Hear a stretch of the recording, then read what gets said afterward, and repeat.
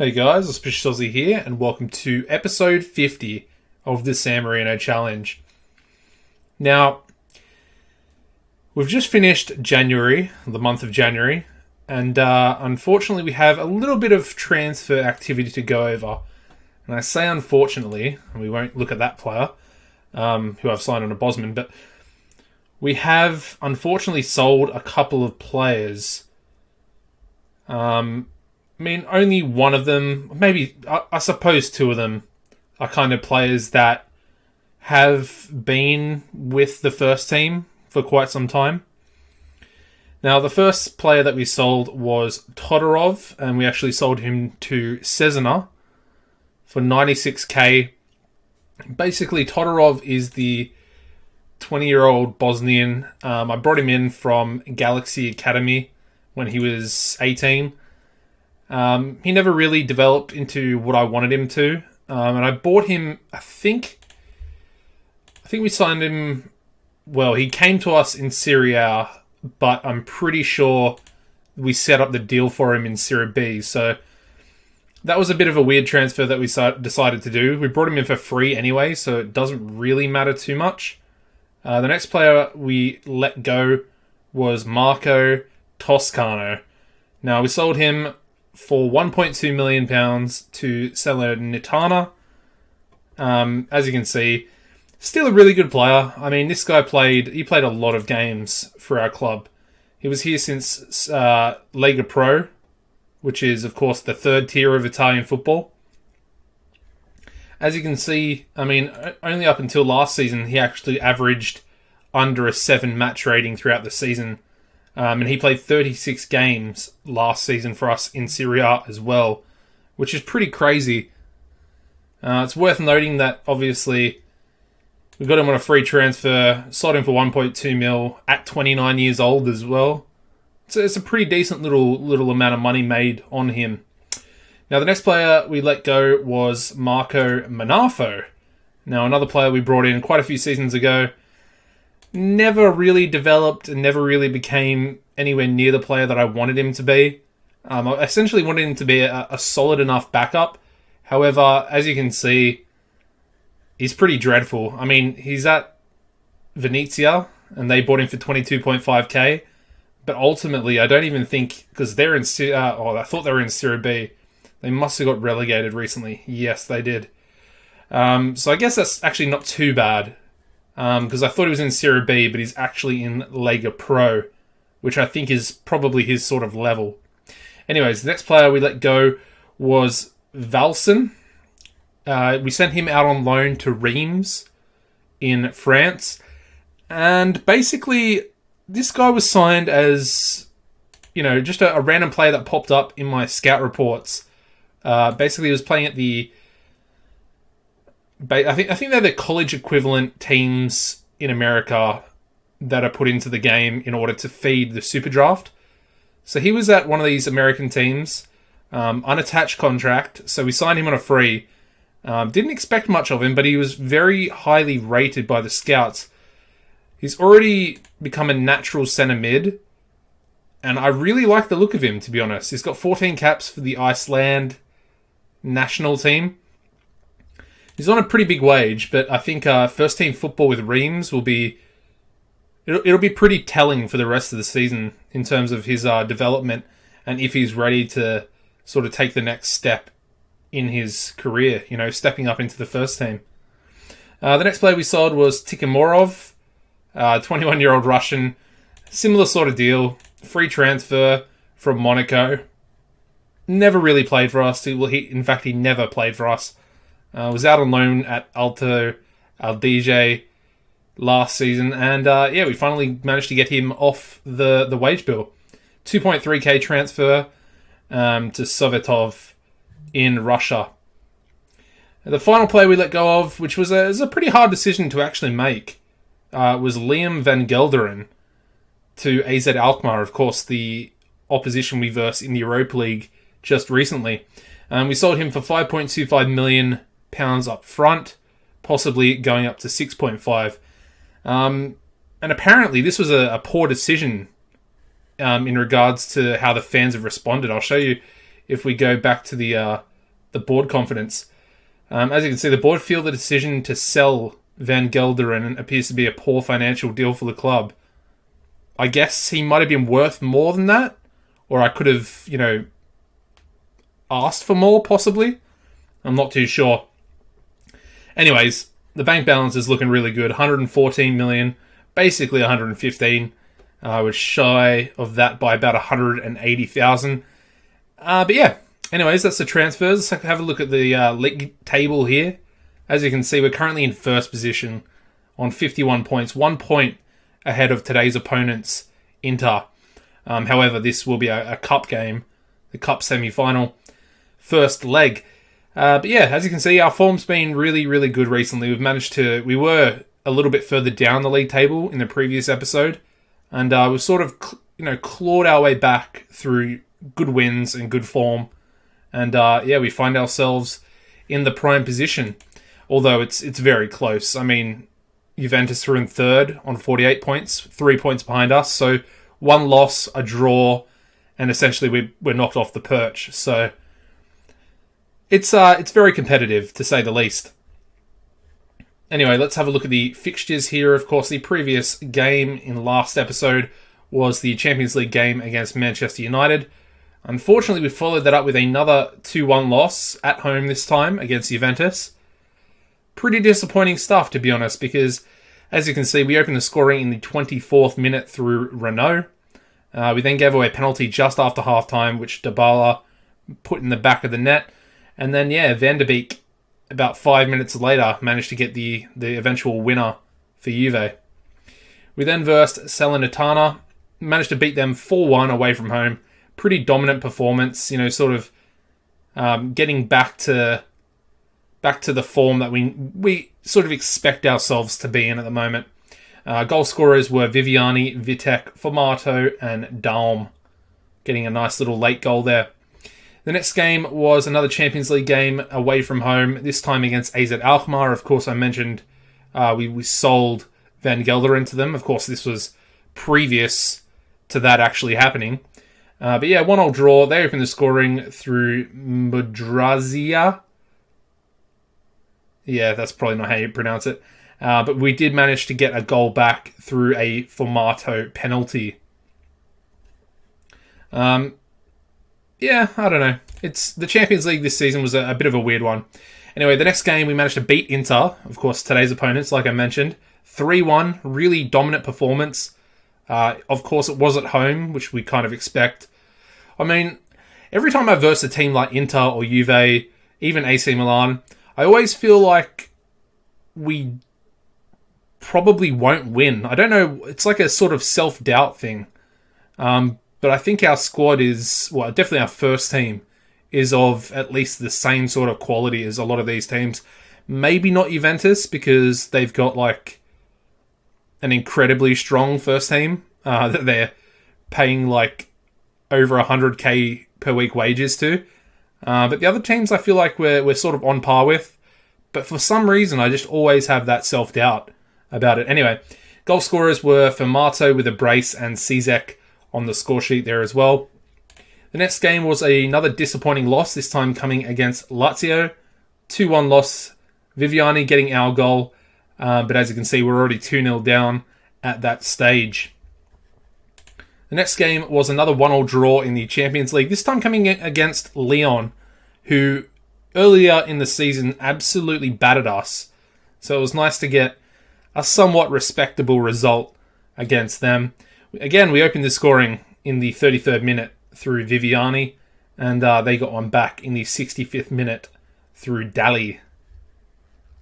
We followed that up with a nice little 2-0 win coming against Fiorentina back in Serie A. Nolascoane and Antonio with the goals in this one. The next game was a 0-0 drub match against Pescara. We then lost, surprisingly, to Atalanta. Again, another 2-1 loss. Very close games. They opened the scoring through Leo. It's probably Leo. Yeah. So Leo, he's been a bit of a danger man against us. He does like to score quite a few goals. Despite not really being that good. 10 finishing, it's pretty low. I mean, his physicals are all really, really good. But yeah, for some reason he always scores. He was at Lazio previously, and of course he scored quite a few goals against us for them. So yeah, he opened the scoring. Formato, again, definitely this season's best player so far, getting an equaliser. And then they went 2-1 up through Buter. The next game was a pretty impressive 4-2 victory over Roma away from home. As you can see, they got their second goal, in the 91st minute. So essentially up until that, up until stoppage time, we were actually 4-1 up. And as you can see, Longelo opened the scoring. Antonio followed that up. And then we had Formato and Viviani on the score sheet. 4 different goal scorers, pretty good to see. We're definitely sharing the goals around. Viviani scored quite a few goals from the centre midfield position as well, which is quite impressive. We then had the TIM Cup first round against Perugia. Worth noting in this game, I did start both of our San Marinese centre-backs. We had Ugolini and Vicini both starting at centre-back. It is what it is. Ugolini played well, 6.9. It's respectable. But yeah, Vicini picked up a yellow card, and I believe he was also at fault for their goal. But as you can see, we were 2-0 up. Renault opened the scoring for us, and then we had Longelo on the score sheet as well. They get their goal pretty late on in the 83rd minute. The next game was a nice little 1-0 victory. It was a pretty disappointing performance, but again, the defense played pretty well. We had a penalty, and Formato, as you would expect, slotted it home. We then managed to beat Chievo 4-1. Formato with a hat-trick. Like I said, he's definitely been the best player so far. And he's definitely... Well, he's the leading goal scorer, so he's led the way. Longelo also on the score sheet there. And their goal, again, coming in the 91st minute during stoppage time. The next game was a 2-0 victory over Empoli. Of course, somewhat of a bogey team last season, but they're really not doing well at the moment. Probably because we signed Novi from them. So yeah, Armeni on the score sheet there with Dalm getting a nice late goal off the bench for us. We then managed to beat Lazio in the TIM Cup quarterfinal. 1-0 victory here with a Longelo goal in the 10th minute. Again, we started Vicini, so I'm starting to play the San Marinese youth players. It's worth noting that the other players that are dual nationality, obviously San Marinese and Italian, they're all kind of rejecting the national team call-ups at the moment.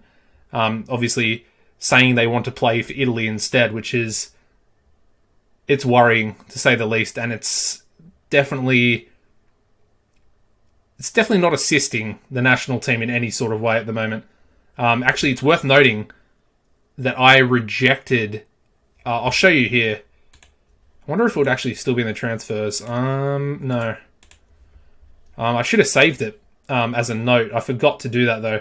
But the striker, this guy, Albani, he had I think it was £7.5 million offer from Manchester United. So basically, I rejected 2 offers that were pretty low. They were like 1 million. And then they sent in a non-negotiable 7.5 mil offer, 40% of profit of next sale. I rejected it all because basically, if these teams are coming in for him, either-footed striker, really good stats already, increasing at a pretty good pace as well, there's definitely a reason why they're coming in and why he's, pretty highly touted. And he doesn't have a release clause as well, which is good because obviously they can be quite detrimental in that regard. But yeah, worth noting, I did reject those offers, and AC Milan and Manchester United are still both interested in his services. The final game just played was a 1-1 draw in Serie A against Sassuolo with a Riccardo Forte penalty in the 89th minute, getting the equaliser there for us. Good stuff. Okay, well, that's all out of the way. Of course, today's opponents, Inter Milan, TIM Cup semi-final, first leg. let's get into it. Now, I want to win the TIM Cup. I really want to win it. So we're going to go with a pretty strong first team here today. We're not going to be playing Ugolini or Vicini in this one today. We might bring them off the bench. We'll see what happens, but I'm gonna try and forget about that for now, because this first leg, we're at home. We need to put in a pretty dominant performance, I think. Anyway, in goals, Ingvarsen. Conforti is going to be the right back today, with Armini and Squizzato as the two centre backs. Nesic will be the left back, playing pretty well in his debut season.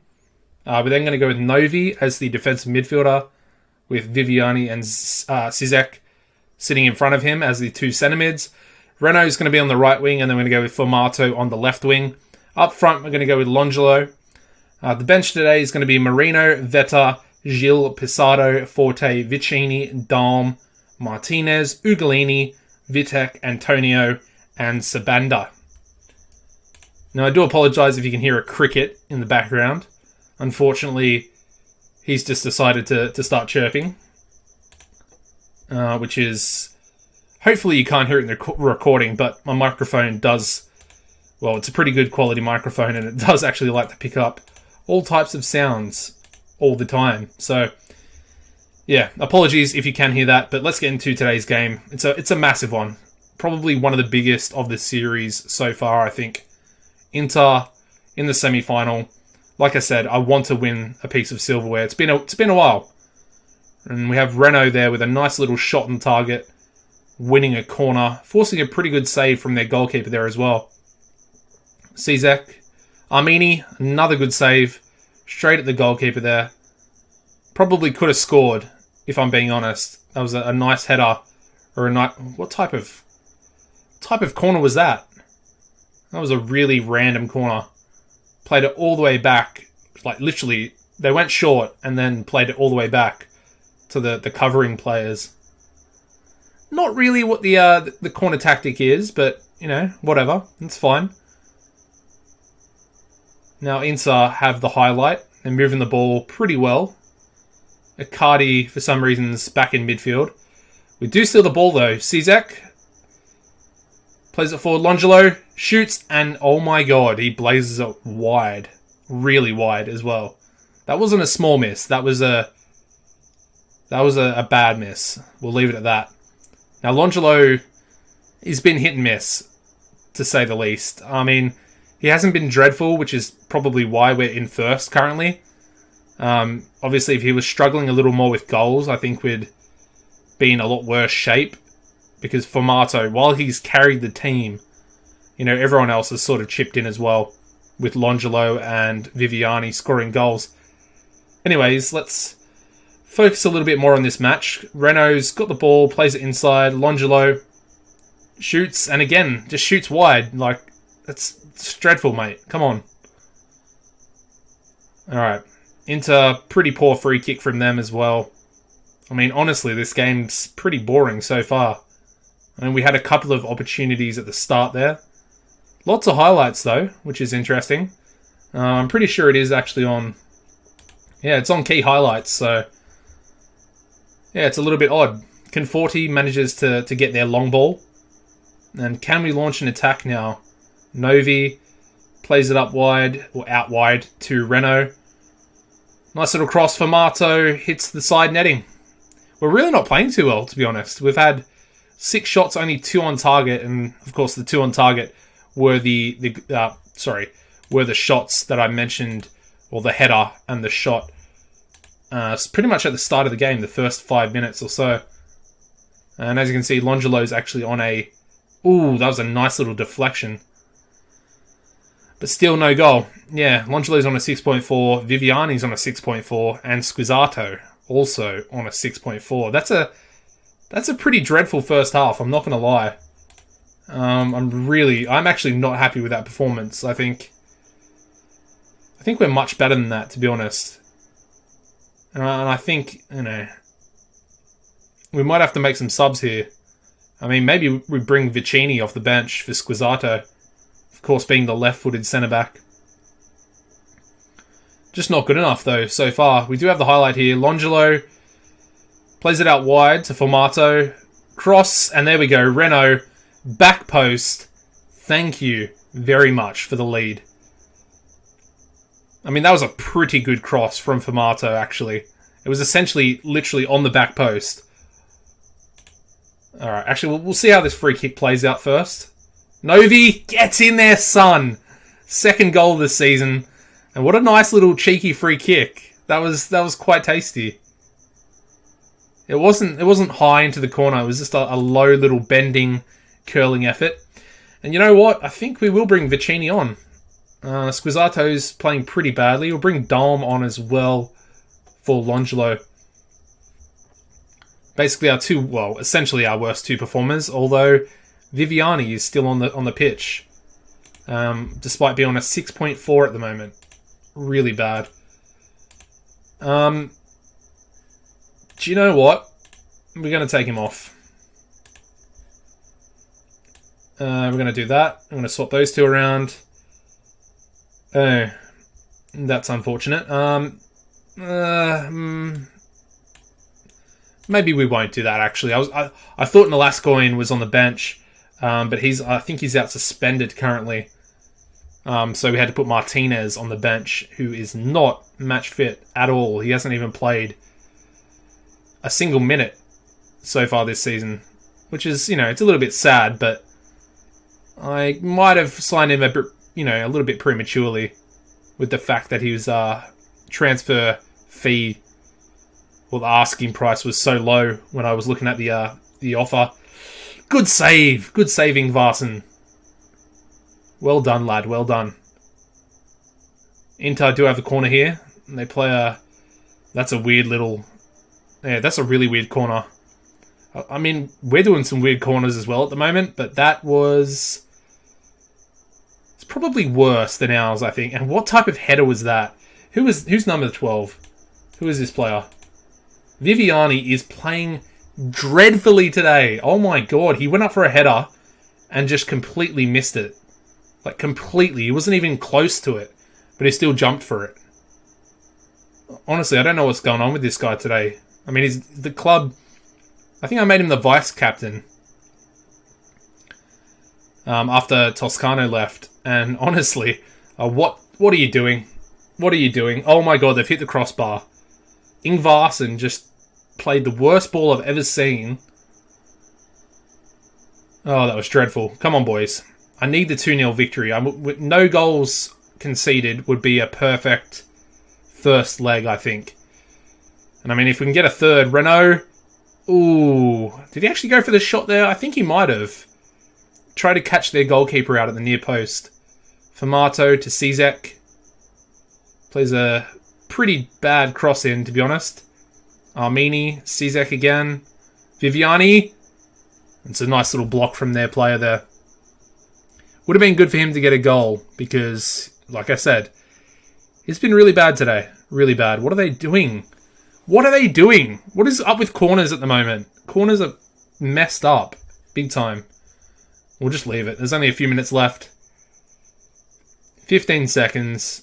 Looks like we're going to get the 2-0 victory here today, which I'm very happy with. It's a perfect first leg performance. That should be full time. We get a corner, but I'm assuming the ref is going to blow the whistle. And there we go, boys. 2-0 victory. Exactly what I wanted. That's it's definitely the performance that we needed in the first leg of the TAM Cup semi-final. Okay, yeah, good stuff. Honestly, I wasn't expecting a 2-0 victory. I kind of expected us to maybe win the match, although it's Inter. So, like I said, I always feel a little bit weird when I verse these stronger teams. Anyways, guys, that's going to wrap this episode up. Drop a like. I would very, very much appreciate it. And apart from that, take it easy, and I'll see you in the next one.